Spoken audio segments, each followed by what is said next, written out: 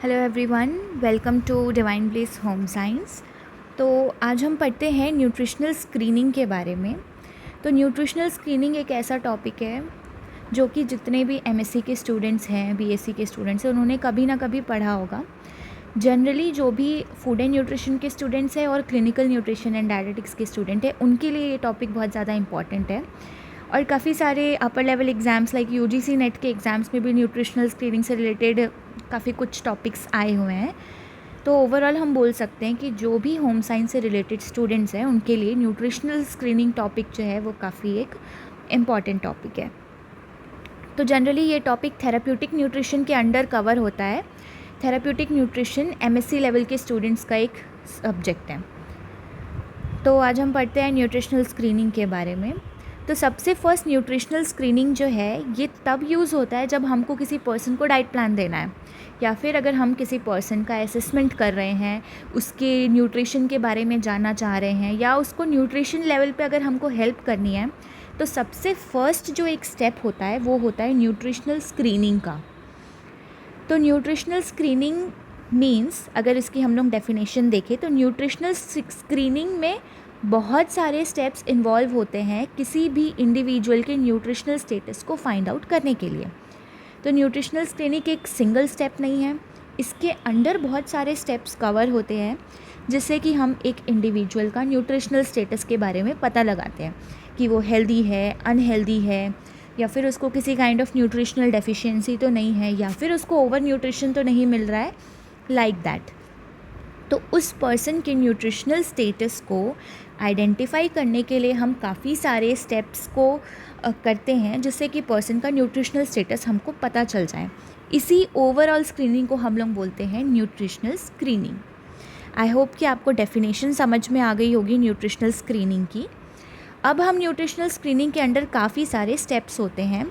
इन steps के through हम person की न्यूट्रिशनल स्क्रीनिंग करते हैं, लाइक ओवरऑल उसके न्यूट्रिशनल स्टेटस के बारे में जानते हैं। तो सबसे फर्स्ट जो स्टेप होता है वो होता है इनिशियल असेसमेंट।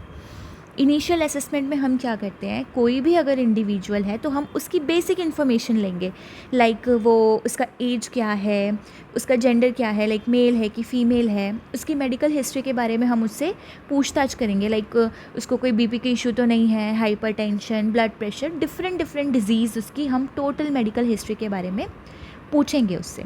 साथ ही साथ हमारा स्क्रीनिंग का पर्पस ये रहेगा कि हम क्या करेंगे उससे, नॉर्मल हम उसका हॉस्पिटल में एडमिशन कब हुआ है, उसको किस टाइप की हेल्थ कंसर्न है, कोई हेल्थ इश्यूज़ तो नहीं है, हम उसका नॉर्मल एक चेकअप काइंड ऑफ करेंगे, पूछताछ करके हम उससे बात करके उसके बारे में पूछेंगे। तो ये सबसे फर्स्ट स्टेप होता है न्यूट्रिशनल स्क्रीनिंग का।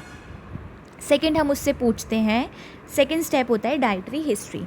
तो अगर डाइटरी हिस्ट्री हम पूछ रहे हैं किसी पर्सन से, तो हम उसके डाइट रिलेटेड उससे हम क्वेश्चंस करेंगे उस इंडिविजुअल की, लाइक उसका ईटिंग हैबिट्स क्या है, वो सुबह ब्रेकफास्ट कितने बजे करता है, लंच कितने बजे करता है, जनरली ब्रेकफास्ट में वो क्या लेता है, उसका मील प्रेफरेंस क्या है, उसकी फ़ूड की फ्रिक्वेंसी क्या है, वो 4 रोटी ले रहा है, 3 रोटी ले रहा है कि आधी ही रोटी खाता है। तो हम उससे ऐसे क्वेश्चंस पूछेंगे जिससे कि हमको उसके डाइट की हिस्ट्री के बारे में पता चलेगा।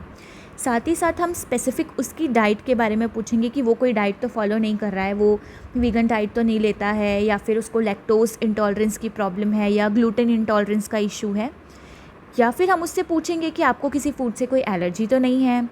अगर, क्योंकि काफ़ी सारे लोगों को पता चल जाता है कि मुझे ये फ़ूड खाने से एलर्जी हुई है, तो अगर हम उनसे डायरेक्ट स्टार्टिंग में ही क्वेश्चन कर रहे हैं कि अच्छा आप बताओ आपको किसी चीज़ से एलर्जी तो नहीं है, तो वो पर्सन आपको खुद बताएगा। सेकेंड चीज़ रिस्ट्रिक्शन बहुत इंपॉर्टेंट चीज़ है जो कि हमको इंडिविजुअल से हमेशा पूछना चाहिए अगर हम उसका स्क्रीनिंग कर रहे हैं। तो रिस्ट्रिक्शन यानी कि वो वेजिटेरियन है कि नॉन वेजिटेरियन है, या फिर अगर वो कोई ऐसे रिलीजन का है कि उसके में वो प्याज नहीं खा सकता, या फिर वो एग नहीं खा सकता, लाइक दैट। तो रेस्ट्रिक्शन एक बहुत इंपॉर्टेंट चीज़ है, क्योंकि अगर आप किसी के लिए डाइट प्लान कर रहे हो, आपको यही नहीं पता है कि आपको पर्सन को क्या रेस्ट्रिक्ट करना है, पर्सन की क्या रेस्ट्रिक्शंस है, तो उसके बाद आगे जाकर इशू होता है। इसलिए जब आप उसकी डाइटरी हिस्ट्री ले रहे हो तभी आपको उसके रेस्ट्रिक्शन के बारे में पूछ लेना चाहिए। थर्ड चीज़ जो है बहुत इंपॉर्टेंट चीज़ है वो है एंथ्रोपोमेट्रिक मेजरमेंट। एंथ्रोपोमेट्रिक टर्म आप लोगों ने सुना होगा, साथ ही साथ एंथ्रोपोमेट्रिक मेजरमेंट्स के बारे में भी सुना होगा। तो हम इस टॉपिक को एक अलग डिफरेंट टॉपिक है जो कि काफ़ी वाइड टॉपिक है। तो ये जो टॉपिक होता है एंथ्रोपोमेट्रिक मेजरमेंट, ये न्यूट्रिशनल स्क्रीनिंग का सिर्फ एक स्टेप है, जिसको हम नेक्स्ट वीडियो में एक अलग से असेसमेंट या फिर एंथ्रोपोमेट्रिक असेसमेंट के बारे में हम लोग पढ़ेंगे। तो एंथ्रोपोमेट्रिक मेजरमेंट बहुत ही इम्पॉर्टेंट और बहुत ही ज़रूरी टॉपिक रहता है किसी भी पर्सन का न्यूट्रिशनल असेसमेंट करने के लिए। तो इसमें क्या चीज़ें इंक्लूड हो जाती हैं, तो सबसे फर्स्ट हम लोग क्या करते हैं, उस इंडिविजुअल्स का हाइट मेजर करते हैं, लाइक उसकी हाइट कितनी है। अब हाइट मेजर करने के लिए भी डिफरेंट टाइप ऑफ इक्विपमेंट्स है, लाइक बच्चों की हाइट मेजर करने के लिए कोई अलग इक्विपमेंट है, कोई पर्सन अगर बड़ा है 18+ है तो उसकी हाइट हम लोग डिफरेंट तरीके से मेजर करते हैं। तो हाइट मेजरमेंट करने के लिए भी अलग अलग टाइप ऑफ मशीन्स आती हैं जिसकी हेल्प से हम लोग हाइट मेजर करते हैं। तो ये हम अभी डिटेल में नहीं पढ़ रहे हैं क्योंकि ये अभी एक स्टेप है न्यूट्रिशनल स्क्रीनिंग का। जब हम लोग एंथ्रोपोमेट्री को डिटेल में पढ़ेंगे तब मैं एक एक स्टेप्स के बारे में बताऊंगी कि हाइट को हम कौन से मेजरमेंट टेक्निक से मेजर करते हैं, वेट को हम कैसे मेजर करते हैं, BMI हम कैसे निकालते हैं, लाइक दैट। तो सबसे फर्स्ट एंथ्रोपोमेट्रिक मेजर में हम पर्सन की हाइट मेजर करते हैं, देन फिर हम उसका वेट देखते हैं कि पर्सन का वेट कितना है, वो ओवर वेट तो नहीं है या फिर वो अंडर वेट तो नहीं है, ऐसा कुछ। Then we have BMI। तो BMI तो आप लोगों ने पढ़ा ही होगा, अगर कोई MSc का स्टूडेंट देख रहा है तो आपको BMI अभी तक पता होना चाहिए। और अगर आपको BMI के बारे में नहीं पता है तो प्लीज़ कमेंट सेक्शन में आप करो, तो मैं BMI का एक अलग से वीडियो बनाऊंगी जिसमें कि BMI के बारे में टोटल बताऊंगी कि एशियन BMI कैसा होता है, अमेरिकन BMI कैसा होता है, ठीक है। Then we have waist circumference. तो वेस्ट सर्कमफेरेंस के बारे में भी हम देखते हैं कि पर्सन का जो वेस्ट साइज़ है वो कितना है, क्योंकि वेस्ट का साइज़ भी अगर आपका बहुत ज़्यादा रहता है तो इट मीन्स कि आपकी बॉडी में बहुत ज़्यादा फ़ैट का एक्यूमुलेशन है। तो ये पता हम करते हैं एंथ्रोपोमेट्रिक मेजरमेंट से। साथ ही साथ कई बार हम लोग स्किन फोल्ड थिकनेस के बारे में भी मेजर करते हैं। स्किन फोल्ड थिकनेस यानी कि अगर आप अपनी स्किन को पकड़ रहे हो तो उसमें फोल्ड्स कितने लग रहे हैं, कितने सेंटीमीटर्स कितने मिलीमीटर्स के उसमें फोल्ड्स लग रहे हैं। तो उसकी हेल्प से भी हम ये मेजर कर लेते हैं कि हमारी बॉडी में फ़ैट का लेवल कितना है, कि फ़ैट बहुत ज़्यादा है, वेट बहुत ज़्यादा है, ऐसा कुछ। तो एंथ्रोपोमेट्रिक मेजरमेंट्स इसमें तो सिर्फ 5 ही मैंने मेंशन किया है, बट अगर हम लोग इसको डिटेल में पढ़ेंगे तो more than 10 types of anthropometric measurements है जो कि अभी यूज़ होते हैं पर्सन के इंडिविजुअल की न्यूट्रिशनल स्टेटस को फाइंड आउट करने के लिए। साथ ही साथ हम लोग other body composition measurements use करते हैं, बॉडी में अलग अलग कंपोजिशन को हम लोग मेजर करने के लिए डिफरेंट टेक्निक्स यूज़ करते हैं। तो ये था हमारा थर्ड स्टेप न्यूट्रिशनल स्क्रीनिंग का। Then we have clinical assessment. Clinical assessment भी एक बहुत इंपॉर्टेंट स्टेप है पर्सन के न्यूट्रिशनल स्टेटस को जानने के लिए। तो क्लिनिकल असेसमेंट में हम क्या करते हैं, देखो जब भी हमारी जो बॉडी है वो बहुत ही साइंटिफिक है। तो अगर हमारी बॉडी में किसी भी तरीके की कोई कमी हो रही है या फिर हमको किसी चीज़ की कुछ डेफिशिएंसी हो रही है तो हमारी बॉडी खुद से ही सिम्टम शो करती है, हमारी बॉडी साइन शो करती है। बट आपको पता होना चाहिए कि हमारी बॉडी अगर कोई साइन या सिम्टम शो कर रही है तो वो किस चीज़ के कारण है या फिर किस चीज़ की डेफिशिएंसी के कारण है। तो वो हम क्लिनिकल असेसमेंट भी हमारा एंथ्रोपोमेट्रिक के अंडर एक टाइप है जो कि आता है। तो क्लिनिकल असेसमेंट अगर हम लोग डिटेल में पढ़ेंगे तो क्लिनिकल असेसमेंट में कोई भी लैबोरेटरी वर्क नहीं होता है। इट मीन्स कि क्लिनिकल असेसमेंट में हमारी बॉडी से ब्लड नहीं लिया जाएगा। इट मीन्स कि ब्लड को निकाल के हम उसको एग्जामिन नहीं करेंगे, ना ही सीरम लिया जाएगा, ना ही कोई स्टूल, यूरिन, ऐसा कुछ भी टेस्ट नहीं होता है। तो क्लिनिकल असेसमेंट में हमारी बॉडी क्या साइन शो कर रही है, विजिबल साइन शो कर रही है, उसको हम देख कर पता लगा सकते हैं। जैसे कि फॉर एग्ज़ाम्पल किसी के बाल सफ़ेद हो रहे हैं, हमको पता है बाल सफ़ेद हो रहे हैं, बट हमको ये नहीं पता कि वो बाल सफ़ेद क्यों हो रहे हैं। अगर आपको रीज़न पता है कि बाल सफ़ेद क्यों हो रहे हैं, हमारी बॉडी ने शो कर दिया कि आपके बाल सफ़ेद हो रहे हैं, तो आपको पता होना चाहिए कि आपकी बॉडी में किस चीज़ की कमी है जिसके कारण बाल सफ़ेद हो रहे हैं। तो ये सब हमारा आता है क्लिनिकल असेसमेंट में। काफ़ी सारे लोगों के जो गम्स होते हैं, मसूड़े होते हैं, उसमें ब्लीडिंग होती है या फिर उसमें सूजन होती है, तो वो भी किसी ना किसी विटामिन या मिनरल की कमी है हमारी बॉडी में, जिसके कारण कि हमको ये सिम्टम देखे जा रहे हैं। Next we have thinning hair. अगर किसी के हेयर्स बहुत ज़्यादा पतले हैं तो वो हेयर्स पतले क्यों हैं वो हमको पता होना चाहिए, क्योंकि हमारी बॉडी ने तो सिम्टम शो किया है ना। तो यही होता है क्लिनिकल असेसमेंट में, आप पर्सन को देखकर पता लगा दोगे कि उसमें किस चीज़ की न्यूट्रिशनल डेफिशिएंसी है। अगर किसी की स्किन बहुत ज़्यादा ड्राई है, स्किन बहुत ज़्यादा येलो दिखाई दे रही है, तो आप पता लगा सकते हो कि बॉडी में किस विटामिन मिनरल की कमी है, या फिर क्या कोई विटामिन मिनरल बहुत ज़्यादा एक्सेस हो रहा है, इसके कारण चेंजेस दिखाई दे रहे हैं कलर में। ठीक है। और भी काफ़ी सारी होता है, जैसे कि एडीमा। अगर किसी पर्सन की बॉडी में एडीमा है, फ्लूइड का रिटेंशन हो रहा है, मतलब पानी, कहीं पे पानी का जमाव देखा जा रहा है, तो वो किस चीज़ की कमी के कारण देखा जा रहा है, तो ये आपको पता होना चाहिए। तो ये सारी चीज़ों का अगर हम लोग असेसमेंट कर रहे हैं, तो ये सब हमारा आता है क्लिनिकल असेसमेंट में। देन फिफ्थ है हमारा बायोकेमिकल एनालिसिस। बायोकेमिकल एनालिसिस जो टर्म है, बायोकेमिकल, इट मीन्स कि ये थोड़ा लैब रिलेटेड है। तो बायोकेमिकल असेसमेंट में सारी चीज़ें इन्वॉल्व हो जाएगी जिसका हम लोग टेस्टिंग करते हैं लेबोरेटरी में।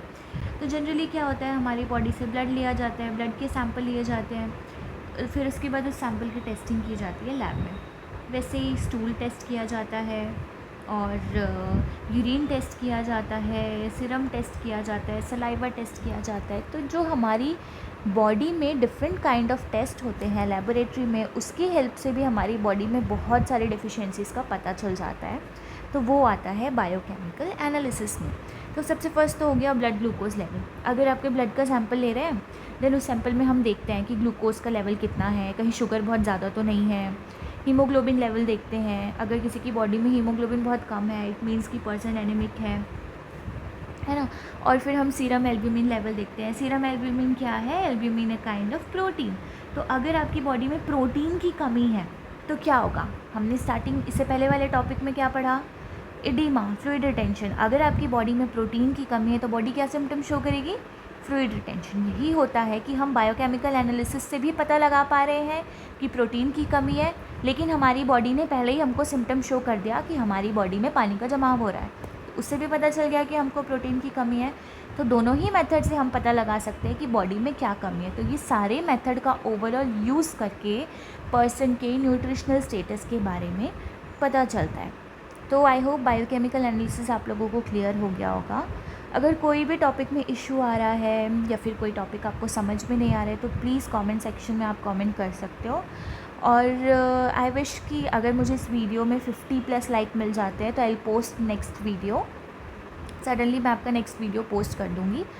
तो अब मैं जितने भी न्यूट्रिशन रिलेटेड टॉपिक है for all the classes, like first year BSc first year से लेकर एमएससी फाइनल ईयर तक के, even UGC net also, because I am also UGC net qualified, home science मेरा क्लियर है 2 टाइम्स। तो फिर उसके अकॉर्डिंग भी मैं आपके लिए वीडियोस सारे बना दूंगी जो भी न्यूट्रिशन रिलेटेड टॉपिक है। And it is helpful for each and every student. आप जिस भी क्लास के हो, you just have to click on that, आप उस टॉपिक पे क्लिक करो, देन आपको उस टॉपिक से रिलेटेड सारी चीज़ों के वीडियो शो हो जाएंगे। तो आई वॉन्ट कि 50+ लाइक आप करो, ठीक है। तो अब नेक्स्ट हम लोग बात करते हैं फंक्शनल असेसमेंट के बारे में। तो फंक्शनल असेसमेंट में क्या होता है, फंक्शनल असेसमेंट में हम पर्सन की एक्टिविटीज़ के बारे में पूछते हैं कि उस पर्सन की डेली एक्टिविटीज़ क्या है, वो पर्सन कितना फंक्शन कर रहा है डेली बेसिस पे। तो उस फिज़िकल फंक्शन के अकॉर्डिंग भी हम पर्सन की न्यूट्रिशनल स्टेटस के बारे में पता लगा सकते हैं। क्योंकि कई बार क्या होता है कि हमारी बॉडी अगर मोशन नहीं कर रही है, मूव नहीं कर रही है, आप कुछ भी मूव नहीं कर रहे हो, खा तो रहे हो बट मूव नहीं कर रहे हो, तो जो आपको न्यूट्रिशन पूरी तरीके से एब्जॉर्ब होना चाहिए, डाइजेस्ट होना चाहिए, वो नहीं हो पाता। तो उसके लिए पर्सन का एक फंक्शनल असेसमेंट भी पूछना ज़रूरी है कि वो सेडेंट्री कैटेगरी में है, कि वो बहुत ज़्यादा एक्टिव है, जिम जाता है, वर्कआउट करता है, या फिर वो एकदम टोटली ही सीडेंट्री लाइफस्टाइल रहता है। सीडेंट्री यानी कि बहुत ज़्यादा आलस वाली लाइफस्टाइल, टीवी देखते रहता है, कुछ भी वर्कआउट नहीं करता, टोटली लाइक 1000 स्टेप्स भी अगर दिन भर में कंप्लीट नहीं कर रहा है, तो इट मीन्स कि वो पर्सन बहुत ज़्यादा सीडेंट्री लाइफस्टाइल है, उसकी एक्टिविटी ज़ीरो के बराबर है। तो आप क्या करोगे, फॉर एग्ज़ाम्पल आप किसी पर्सन के लिए आप किसी पर्सन की स्क्रीनिंग कर रहे हो, आपको उस पर्सन ने बता दिया अपनी डाइटरी काउंसलिंग में कि मैम मैं तो सब कुछ खाता हूँ, मैं मिल्क भी लेता हूँ, कर्ड भी लेता हूँ, सारी फ्रूट्स भी लेता हूँ, सब चीज़ ले रहा हूँ, बट स्टिल उसकी बॉडी में आपको कमी दिख रही है किसी भी विटामिन या मिनरल की। तो ये आपको कैसे पता चलेगा, हो सकता है आपको उसके फंक्शनल असेसमेंट से पता चल जाए कि वो पर्सन कुछ भी मूवमेंट नहीं कर रहा है, मोबिलिटी ज़ीरो है पर्सन की, कुछ भी एक्टिविटी नहीं कर रहा है। अगर आप कोई एक्टिविटी नहीं करोगे तो ना सेल्स अच्छे से वर्क करेंगे, ना बॉडी की बोन्स अच्छे से वर्क करेंगी, ना ही बॉडी में किसी भी न्यूट्रिएंट्स का एब्जॉर्प्शन, एक्सक्रीशन, एसिमिलेशन, जो हमारे हमने टाइप्स पढ़े हैं ना, किसी भी फूड का ब्रेकडाउन होता है, रिलीज़ होती है एंजाइम्स, देन उसके बाद उसका एब्जॉर्प्शन होता है हमारे इंटेस्टाइन में, देन फिर एक्सक्रीशन होता है, तभी तो हमारी बॉडी में न्यूट्रिएंट्स का एब्जॉर्प्शन होता है ना। फूड तो खा रहे हो बट सेल्स यूज़ नहीं कर पा रही है, हाउ, क्यों? क्योंकि उसकी एक्टिविटी ज़ीरो है। तो वो हम पता लगाते हैं पर्सन के फंक्शनल असेसमेंट से। आई होप ये टॉपिक समझ में आ गया होगा आपको कि फंक्शनल असेसमेंट का कितना ज़्यादा इम्पॉर्टेंट है किसी पर्सन का न्यूट्रिशनल स्क्रीनिंग करने के लिए। नेक्स्ट फिर आता है हमारा रिस्क असेसमेंट। रिस्क असेसमेंट में हम क्या करते हैं, क्या बताते हैं, जैसे कि देखो, अगर आपको एंथ्रोपोमेट्री से पता चल गया कि जो पर्सन है उसका BMI बहुत ज़्यादा कम आया है, लाइक 18 आया है, 17 आया है, तो आपको क्या पता चलेगा कि जो पर्सन है उसको माल न्यूट्रिशन है। आप BMI पढ़ लोगे ना, आपको क्लियर हो जाएगा कि पर्सन का कैसे हम पता करते हैं कि वो माल न्यूट्रिशन है या फिर वो नॉर्मल है या फिर ओवरवेट है। तो रिस्क असेसमेंट में हम पता लगा सकते हैं कि पर्सन को न्यूट्रिशन की डेफिशिएंसी है और उसके कारण उसको इन फ्यूचर क्या डिज़ीज़ हो सकती है। ठीक है, तो आप उसको एक रिस्क का असेसमेंट, आप उसको एक इन्फॉर्म कर दोगे कि हाँ आप माल न्यूट्रिशन हो तो इन फ्यूचर आपको ये इश्यूज़ हो सकते हैं। या फिर फॉर एग्ज़ाम्पल आपकी बॉडी में अभी बहुत ज़्यादा हीमोग्लोबिन की कमी है तो इन फ्यूचर आपको एनीमिया देखा जा सकता है।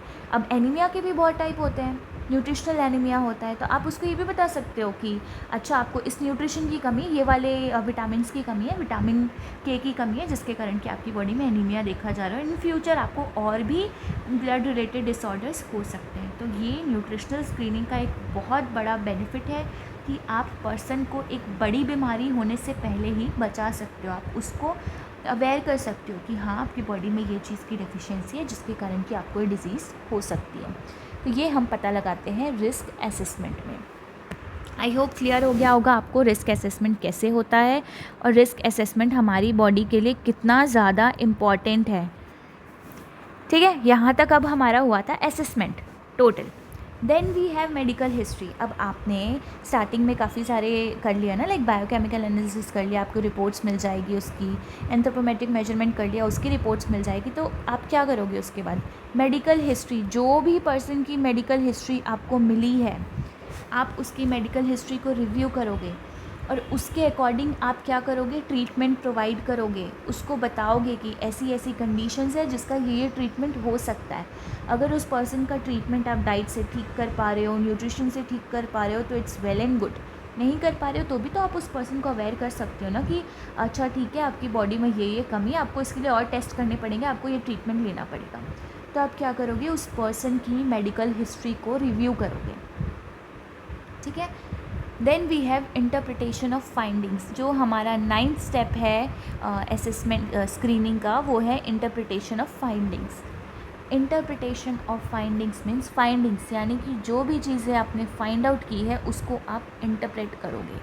इट मीन्स कि आप जो भी आपको डेटा मिला है आप उसको कलेक्ट करोगे, रिजल्ट्स को आप स्क्रीनिंग करोगे, देन फिर क्या करोगे? पर्सन के इंडिविजुअल्स के ओवरऑल न्यूट्रिशनल स्टेटस को आप क्या करोगे? मार्क करोगे कि हाँ ये पर्सन को ये न्यूट्रिशनल इश्यूज़ हुए हैं, ये डेटा मैंने कलेक्ट किया है, ये इसकी रिपोर्ट्स आई है। देन उसके बाद जो भी फाइंडिंग्स होंगी आप उसको इंटरप्रेट करोगे। क्लियर हुआ ये सारे topics? Then we have recommendations. जब आपने सारी रिव्यू कर लिया, आपने असेसमेंट कर लिया, रिस्क असेसमेंट भी कर लिया, फंक्शनल असेसमेंट, आपने रिव्यू कर लिया उस पर्सन की मेडिकल हिस्ट्री, फिर आपने जो भी फाइंडिंग्स मिली है उसको इंटरप्रेट कर लिया, फिर आप क्या करोगे? रिकमेंडेशन दोगे। रिकमेंडेशन हमारा 10th स्टेप आता है न्यूट्रिशनल स्क्रीनिंग में। रिकमेंडेशन में क्या होगा? जो भी आपको फाइंडिंग्स मिली है, based on the findings you will make recommendation for interventions. ठीक है, जो भी आपकी फाइंडिंग्स मिली है उसमें आप रिकमेंडेशन दोगे। जैसे कि अगर आपको डाइट की किसी चीज़ की कमी दिख रही है, न्यूट्रिशन की कमी, आप उसको न्यूट्रिशनल काउंसलिंग दोगे, आप उसको सप्लीमेंट्स प्रोवाइड करोगे, डाइट में मॉडिफिकेशन करोगे। फर्दर इवैल्यूएशन भी आप कर सकते हो। अगर आपको लग रहा है, फॉर एग्जांपल अगर आपको ऐसा लग रहा है किसी की बॉडी में आपको कैंसर के सिम्टम्स दिखाई दे रहे हैं, आपने उसका बायोकेमिकल एनालिसिस में उसके ब्लड में देखा आपने कि बहुत ज़्यादा बॉडी में WBC है, WBC इन्फेक्शंस के टाइम पे होते हैं, तो आपको कहीं ना कहीं ये डाउट हो सकता है ना कि हाँ पर्सन को हो सकता है कैंसर के सिम्टम्स आपको शो हो रहे हैं, तो आप उसको अवेयर कर सकते हो कि आप ये डाइट फॉलो कर सकते हो। बट मैं आपको एक सजेशन दे रहा हूँ कि आप किसी अच्छे हेल्थ केयर प्रोवाइडर या डॉक्टर के पास जाकर ये ट्रीटमेंट ले सकते हो या फिर एग्ज़ामिन करा सकते हो। तो एक अवेयरनेस आप उसको दे सकते हो। साथ ही साथ आप डाइटरी काउंसलिंग करोगे। अगर आपको किसी डेफिशिएंसी दिख रही है, फॉर एग्ज़ाम्पल आपको विटामिन बी की डेफिशिएंसी दिख रही है, तो आप उसको डाइट में बताओगे कि हाँ आप ये फूड्स ले सकते हो जिसके कारण आपकी विटामिन बी की डेफिशिएंसी कम हो जाएगी। विटामिन बी, बायोटिन की आप न्यूट्रिशनल सप्लीमेंट्स दे सकते हो, folic acid nutritional supplements, biotin हो गया, ठीक है। तो बहुत सारे टाइप के आप सप्लीमेंट्स दे सकते हो जिससे कि विटामिन बी की कमी पूरी हो जाएगी। डाइट में मॉडिफिकेशन कर सकते हो। आपको उस पर्सन की डाइट के बारे में तो पता चल गया जब आपने उसका डाइटरी असेसमेंट किया, तो आप उसकी डाइट में चेंजेस कर सकते हो कि आप ये फूड इंक्लूड करो, टाइमिंग सही करो, ऐसा कुछ। तो ये सारा हम लोग देते हैं रिकमेंडेशन में। न्यूट्रिशनल स्क्रीनिंग का हमारा 10th जो स्टेप है वो है रिकमेंडेशन। आई होप ये स्टेप आपको क्लियर हो गया होगा। Then we have documentation. Documentation बहुत ही इम्पॉर्टेंट स्टेप है न्यूट्रिशनल स्क्रीनिंग का।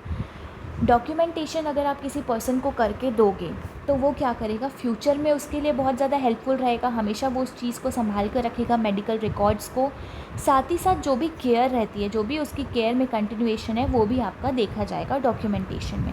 तो जो भी चीज़ें आपको लग रही है, रिपोर्ट्स आपके पास है, आपने क्या क्या उसको रेकमेंड किया है, डाइटरी स्क्रीनिंग में उसने क्या क्या चीज़ों का जवाब दिया, क्या क्वेश्चंस आपने किए, उसके आपने जब स्टार्टिंग में अर्ली असेसमेंट किया उस टाइम पे आपने क्या क्वेश्चंस पूछे, उसने क्या जवाब दिया, तो ये सब चीज़ों का एक डॉक्यूमेंटेशन होना चाहिए आपके पास भी और उसके पास भी, एक फ्यूचर रेफरेंस के लिए। आई होप ये पॉइंट्स क्लियर हो गए होंगे। क्योंकि डॉक्यूमेंटेशन का बेनिफिट ये है कि फॉर एग्जांपल अगर 1 महीने बाद वो पेशेंट आता है, क्या आपको याद रहेगा अगर आपने कोई चीज़ डॉक्यूमेंट नहीं की होगी कि वो पर्सन कितनी रोटी खा रहा था? प्रीवियस मीट में उसने जब बोला कि मैं 4 रोटी खाता हूँ, क्या अगर आपने डॉक्यूमेंट नहीं किया होगा तो क्या आपको फिक्स याद रहेगा कि हाँ वो पर्सन 4 ही रोटी खाता था? नहीं याद रहेगा। हो सकता है उस पर्सन को भी याद ना रहे। तो अगर आपके पास चीज़ों का डॉक्यूमेंटेशन होगा तो वो एक काइंड ऑफ प्रूफ भी रहता है और मेजरमेंट के लिए भी बहुत इंपॉर्टेंट चीज़ होती है। अगर किसी पर्सन का कोई भी गोल है, अगर आप उस गोल को मेजर नहीं कर पा रहे हो तो वो गोल एक वैलिड गोल नहीं है। तो everything and each and every point should be measurable. For example, if person come to reduce weight, उसका वेट है 56 kg, आपने डॉक्यूमेंट नहीं किया, उसने भी डॉक्यूमेंट नहीं किया। After 1 month if he came back और उसने बोला कि मेरा जो वेट है वो तो उतना का उतना ही है, मेरे तो वेट में कोई चेंजेस ही नहीं आए, आपको याद नहीं होगा, क्या आप उसको एक वैलिड प्रूफ दे सकते हो कि नहीं आपका 2 kg वेट इंक्रीज़ हुआ है? नहीं दे सकते। तो documentation is very very important in nutritional screening. आप डॉक्यूमेंट करो ताकि आप एक प्रूफ दे दो, नहीं सर प्रीवियस जब आप मीट में आए थे तो वेट था 56 kg, I have documented and मैंने आपको भी जो डॉक्यूमेंट्स दिए आप उस पर देखो। तो क्या होगा, गोल मेजरेबल भी रहेगा और पर्सन को भी एक काइंड ऑफ सेटिस्फैक्शन और मोटिवेशन रहता है कि हाँ मेरा तो गोल मेजरेबल है, मैंने तो 2 kg वेट लॉस किया है। ठीक है, I hope you understand this point as well. तो न्यूट्रिशनल स्क्रीनिंग में इंडिविजुअल के जो भी मेडिकल रिकॉर्ड्स रहते हैं उसको फ्यूचर रेफरेंस के लिए हम क्या करते हैं, डॉक्यूमेंट करके रखते हैं। 12th स्टेप है हमारा न्यूट्रिशनल स्क्रीनिंग का फॉलोअप।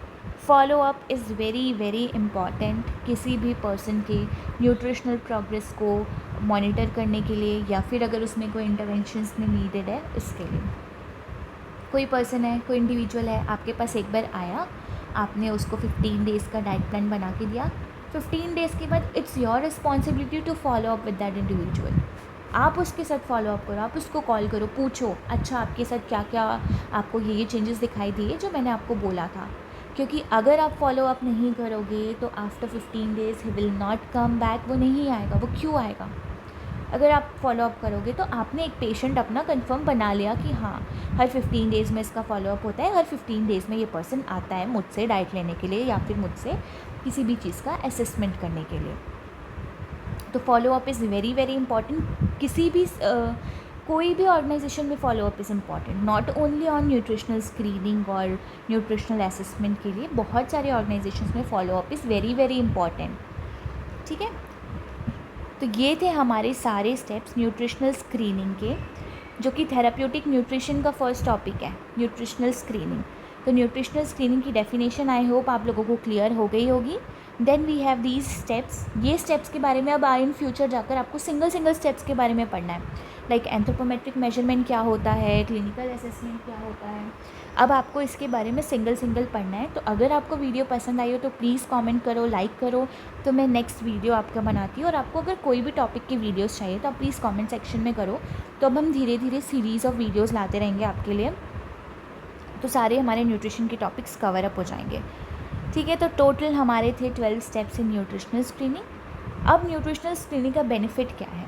तो न्यूट्रिशनल स्क्रीनिंग का बेनिफिट तो अभी आपको ये 12 स्टेप्स में पता चल ही गया होगा कि ये एक बहुत ही वैल्यूएबल टूल है to identify nutritional problems early, मतलब कि टाइम से पहले ही आप पता लगा पाओगे कि पर्सन को क्या क्या न्यूट्रिशनल प्रॉब्लम है, और उस न्यूट्रिशन प्रॉब्लम के कारण इन फ्यूचर आपको क्या क्या बीमारी हो सकती हैं, या फिर आपको क्या क्या हेल्थ के डीमेरिट्स हो सकते हैं, वो सबका आप पता लगा सकते हो न्यूट्रिशनल स्क्रीनिंग के बारे में। तो ये एक बहुत ही अच्छा टूल है पर्सन के न्यूट्रिशनल स्टेटस को पता लगाने का, उसकी ओवरऑल हेल्थ को इम्प्रूव करने का, और टाइमली उनको डाइट प्रोवाइड करने का।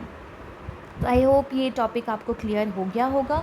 अगर आपको नोट्स चाहिए तो we have notes as well, आप कमेंट सेक्शन में प्लीज़ करिएगा हमें कमेंट्स कि आपको किस नोट्स की रिक्वायरमेंट है। तो ये नोट्स जो थी ये तो एक काइंड ऑफ एक क्रैक नोट्स थी, इसकी कंप्लीट नोट्स भी हमारे पास है, तो नोट्स के लिए प्लीज़ आप कमेंट करें। Okay, so thank you so much, have a nice day.